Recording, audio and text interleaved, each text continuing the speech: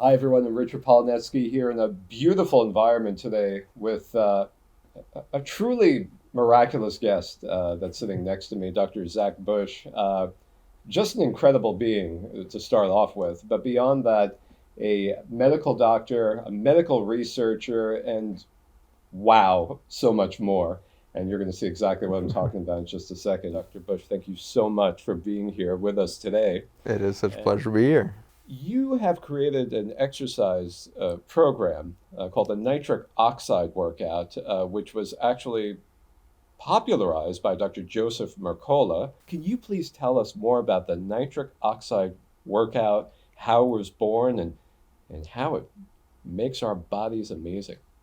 Absolutely. And so the reason why it's been a bit of a revolution, and it is funny when we create something that seems like the simplest thing that we'll ever create, and it becomes perhaps the most important thing we ever create. But this 4-minute workout that's been popularized, I created out of reading some science articles that were an offspringing of my cancer research. And so as a cancer researcher, I had been studying mitochondria, which live inside of our cells. And these mitochondria, in addition to producing a lot of the energy that we thrive on, they also produce a communication network, a wireless communication network that coordinates the repair and maintenance of the intracellular environment. And that family is called redox molecules, which is a contraction of the words reduction and oxidation. And what those two words mean is the donation and absorption or acceptance of an electron. And so at the foundation of human health, we see production of electrons and their communication or flow through biochemical patterns and environments. The interesting thing that we have now found over the last 30 years of redox biochemistry is that what we used to think was a dangerous off-put or metabolite or exhaust from our metabolism or burning of resources into fuel has now become kind of the most important paradigm or the most important building block of human health is these redox molecules. And you would think as a human being that we would be responsible for our own health and healing and the concept of wellness and longevity. But in fact, that's a very non-human experience. If we experience health at any moment, or if we experience longevity ultimately, what has happened is that you have been nurtured by a wireless communication network that is made by the non-human part of you. And so this redox biochemistry thrives mostly from the mitochondria, we thought, but then my group in 2012 uncovered this whole family of molecules from soil that are being made by bacteria and fungi that look to have the same or similar properties of this redox biochemistry or communication.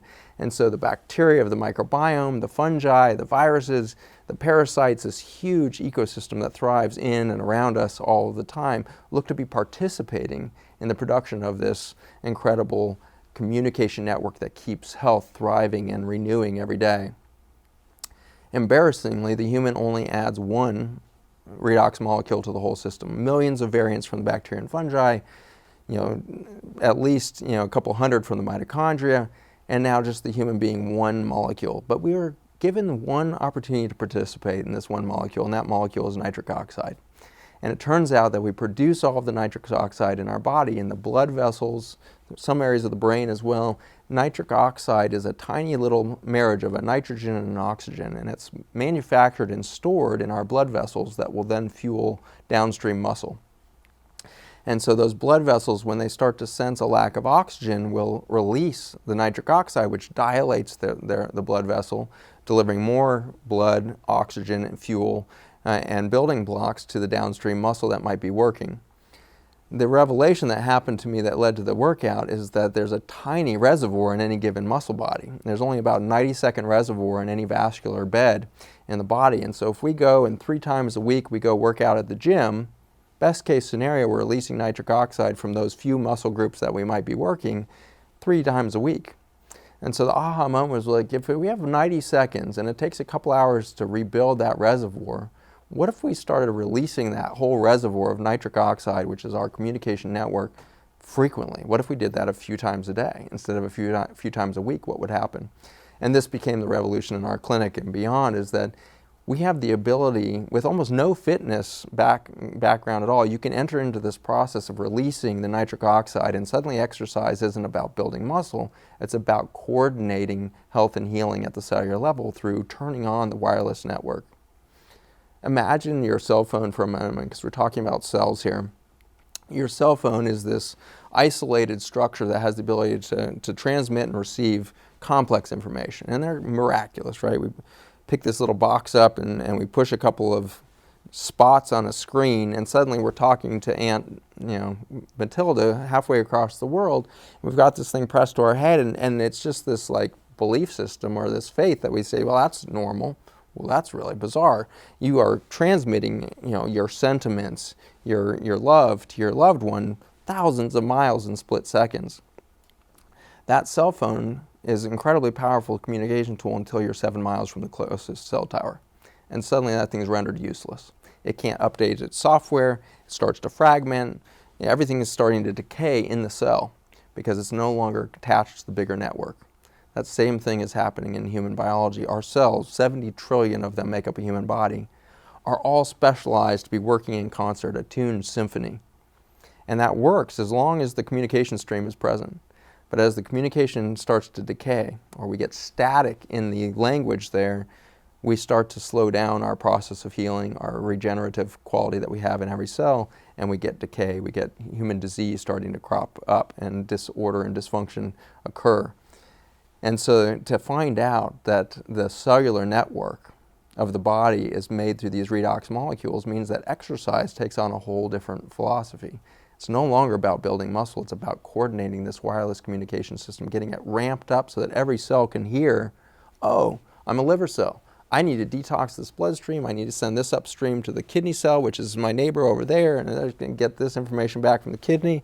Brain needs to respond through the endocrine system over there. An incredibly beautifully orchestrated system starts to take control of health, healing, regeneration. And so the 4-minute workout has become an extraordinary, powerful way, not just to build lean muscle, which it does a good job of, it's an incredibly powerful way to accelerate your intrinsic or base level healing. So this is not just quote unquote a workout. This is not just something to get the blood going and like as you said, increase musculature or flexibility or even cardiorespiratory fitness, which it does all those things. This is something that actually helps every cell of your body function more efficiently for its designed purpose for maximum homeostasis. One of my passions is the psycho-spiritual kind of spectrum that's happening underneath the surface and probably manifesting the health or disease that we see in our environment. And the extraordinary reality is that the same atrophy that we're describing from not moving a muscle, I believe, is happening into the human identity and consciousness itself. As I start to become steeped in a chemical food chain that's breaking down my boundaries at the physical and biochemical level, where I start to no longer know what's outside and what's inside, and my body starts to mount autoimmune processes of everything mild like eczema to psoriasis to inflammatory bowel disease to thyroid autoimmunity to adrenal deficiencies to type 1 diabetes. All of these incredible autoimmune diseases are literally your body mistaking you as the enemy. And your immune system is destroying your body, thinking that it's attacking the enemy. And these things are increasing every day. Epidemically. Epidemically. Which is bizarre. We have an epidemic of loss of identity at the cell level. Wow. And then you take this biology that's collapsing due to a lack of communication. This is why the 4-minute workout is so great. So all of my work in nutrition is around the same concept of the nitric oxide, but what did the bacteria and fungi make when they exercise? And it turns out that those molecules are profoundly powerful at coordinating human health and healing. A cell that has unperturbed access to information will never die or become diseased. Or mutate or... Wow. It's bulletproof. Wow. Because it has all the machinery ad nauseum to do cell repair.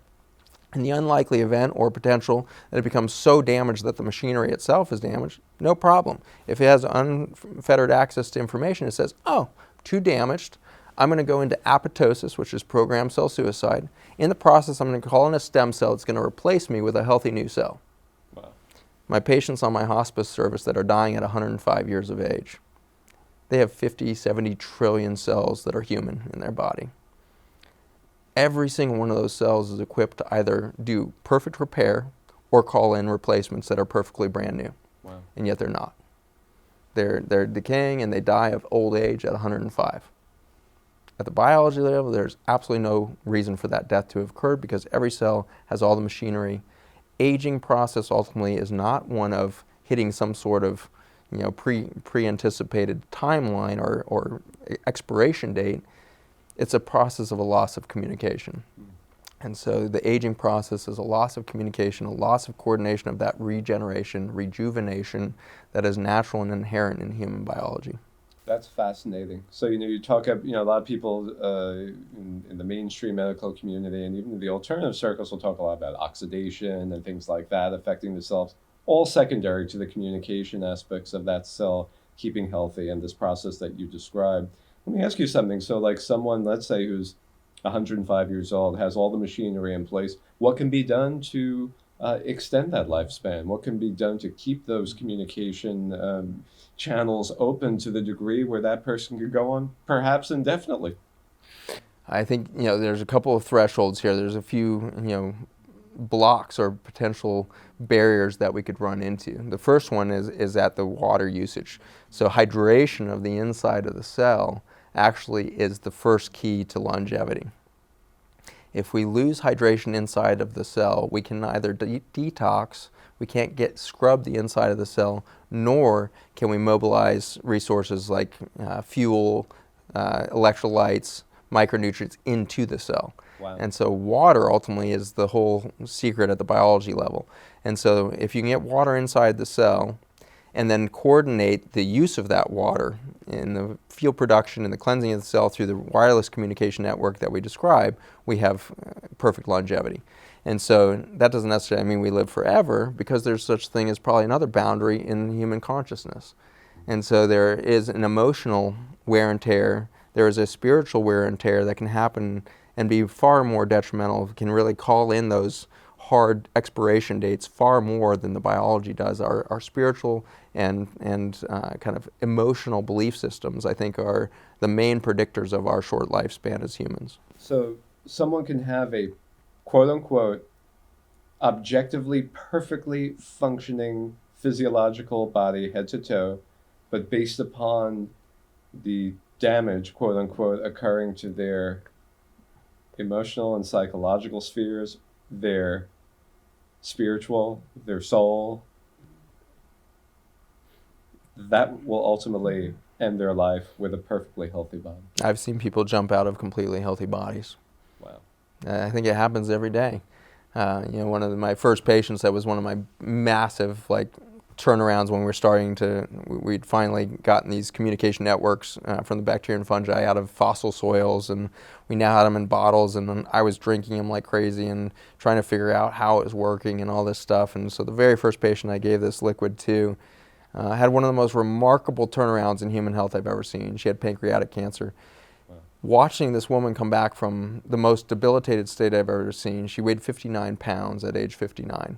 She was a walking skeleton. She made any picture you've ever seen of Holocaust survivors look plump. I mean, you could see the zygomatic arch in her skull. You could see the gallbladder on the side of her liver because she had no adipose fat tissue left in her body. She hadn't been able to eat in over 6 months, so she was surviving on digesting her own body and the little bit of water she could swab inside of her mouth. And this woman, as she turned around her health, I thought she was gonna be the poster child for a new paradigm of human health and recovery. And we were just learning all of the mechanisms by which human health occurs. She was about 3 months into this healing process. It was dramatic, it was beautiful, it was so tearful. Everybody was, the hospice nurses were overwhelmed seeing this woman recover, and everybody was in amazement. And my hospice chaplain went over one Friday and asked if he could pray for her, and she said, "Sure, you can pray for me." And about midway through this prayer, she interrupted him and she said, "Can I lay down on my grounding sheet?" And so she goes and lays down on the grounding sheet that I have all my patients use, and she's laying on this thing, and he goes back into prayer, and he's again interrupted, this time with a shout that sounds joyful. And he opens his eyes, and this woman is coming up out of the bed, reaching towards the ceiling, huge smile on her face apparently, and she dies in midair and collapses back onto the bed. Wow. He calls me seconds later in absolute tears. I don't know what happened. I think she might have just died, so the hospice nurses and myself show up sometime later, and this woman, as it turns out, had been waiting for, she had told me the first time I met her that she was not going to die from her cancer. And I said, how can you possibly say that? You're down to 59 pounds, you're malnourished more than any human being I've ever seen. She said, I'm not going to. Well, how do you know that? Well, God told me I wasn't going to die from my cancer. And so she ends up making this dramatic recovery. And she said that the reason I asked God if I would die from my cancer is because I wanted to see my son move into a successful career. And at the time I said, well, what does your son do? And she says, well, he plays the organ. And I'm thinking to myself, this woman might live forever because I don't know if I've ever met a successful organist. Like, you know, that it might take a long time. But she makes this remarkable recovery, and 3 months in, her son ends up being the youngest contestant to ever be accepted to the Leipzig organ competition over in Germany. Wow. Not only was he the youngest one to ever get in, he ends up winning the entire global competition. Wow. He actually became a successful organist. And a week later, she's laying in bed with her chaplain praying, and she suddenly lets out a shout, and she's reaching for something up there, releases what looks like a healthy and recovering body back into bed, and is gone forever. It was the most humbling, again, moment where I just had to deconstruct yet again my understanding of what I am as a physician, what it means to heal, what it means to live, what it means to quote-unquote die. Is that even a thing? In that single moment, it just redefined everything. As we don't understand the story that's unfolding, the play that's being played out here, the roles and passions and purposes that we're finding in life, those are the things that define our expiration moments. We want to make sure that we live to our ultimate choice-filled expiration moment, right? And the tragedies that I see is where somebody says, I want to live, and seemingly can't, and dies against their will. That's concerning to me. Where's the disconnect on social, spiritual, physical, biologic levels that seem to be challenging our children who are dying of cancers that we'd never seen in children before? Brain tumors in children are epidemic right now. It's like, what is going on here that is, and ultimately you find out that it's a disconnect from this communication network. It's a disconnect from the very self-identity of these children, are biologically being undermined by the industrial nature of the food that we eat, of the social structures that have put us into stagnancy and a lack of motion. We are decaying as a species, which is, I think, the direct result of our disconnect from that soul-driven purpose that I have gotten to see many times played out in successful lives, short and long, that they're attached to their purpose, they find their passion, and they leap into the next sphere of whatever it is with joy and sense of purpose there at the moment that we call death. They're still in purpose. They're still flying strong, maybe clearer and with more potency than they ever have in their life before that moment of death and transformation.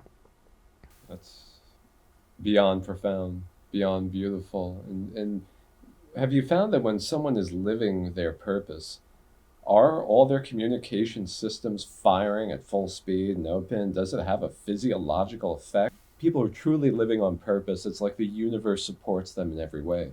Yeah. Is this an extension of that? I think it absolutely is. And you have all seen this. You know, you probably know an 80-year-old patient who seems like they're 50.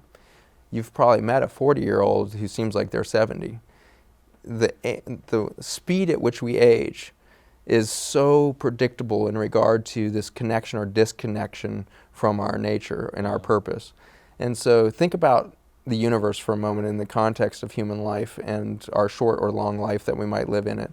The universe is expanding at an extremely fast rate, right? The astrophysicists are teaching us every day more extraordinary numbers of how fast the universe is expanding.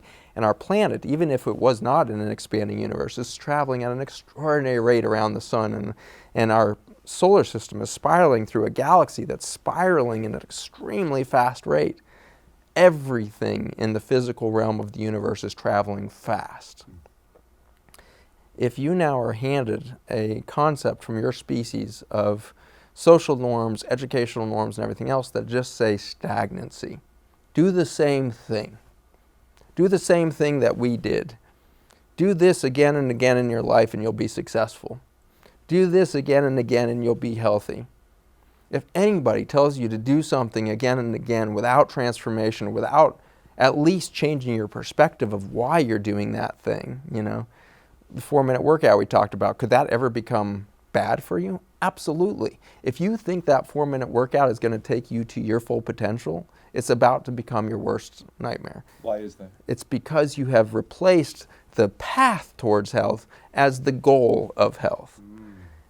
If we make anything an endpoint and we count it up as a kudos to me, I did my 4-minute workout, well, that 4-minute workout just lost its potency because there's absolutely nothing about the nitric oxide itself that has anything to do with your quality, quantity, purpose, drive, anything. It's a pathway to mobilize the body so that it can respond to your purpose, but it is not the purpose. And this is where we see exercise becoming a drug, right? And we see, our athletes, these poor kids that are training for the Olympics and have blown out their knee 5 times, by the time they're 20, and they go on to never really reaching their pinnacle because they do so much damage so early in life. The gymnasts or the classics, right, or the ice skaters, their career is over by age 18, 20, 22, because their body is being destroyed by this drug-like drive for more and more extremes, the triple lux or whatever the heck is going on. And why do we drive that? Because we've replaced the concept of motion and exercise for purpose into a drug where our self-identity is tied to that exercise. Wow.